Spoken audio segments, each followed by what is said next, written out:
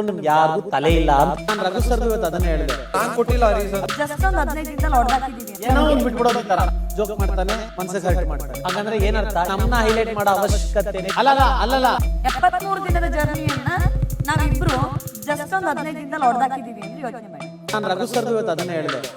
ಗಿಲ್ಲಿ ಅಂತ ಬಂದ್ರೆ ಜೋಕ್ ಮಾಡ್ತಾನೆ, ಮನಸ್ಸಿಗೆ ಹರ್ಟ್ ಮಾಡ್ತಾನೆ.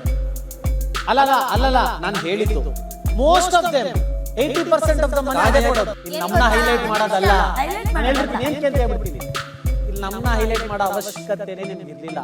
3 ವಾರ ನಾವು ಬಂದಾಗಿಂದ ಇದೇ ರೀಸನ್. ಅವನ್ನ ನಾಮಿನೇಟ್ ಮಾಡಿ ತೊಂದ್ರೆ ಇಲ್ಲ. ಸ್ಟಾರ್ಟಿಂಗ್ ಇಂದ ನಿಮ್ಗೆ 70-75 ದಿವಸವರೆಗೂ ಜನ ಅವರಲ್ಲಿ ಸಾವಿರಾರು ರೀಸನ್ಸ್ ಇತ್ತು. ನಿಮ್ಗೆ ಕಣ್ಣು ಕಾಣಿಸಿದೆ ನನಗೆ. ಹಾಗಂದ್ರೆ ಏನರ್ಥ? ಇದ್ರಲ್ಲೂ ನಿಮ್ಗೆ ಯಾರಿಗೂ ತಲೆ ಇಲ್ಲ ಅಂತ ಅರ್ಥ. ಬೇರೆ ರೀಸನ್ ಕೊಡಿ. ನಾನು ಕೊಟ್ಟಿಲ್ಲ ರೀಸನ್. ಅಲ್ಲ ಹೇಳಿದ್ದು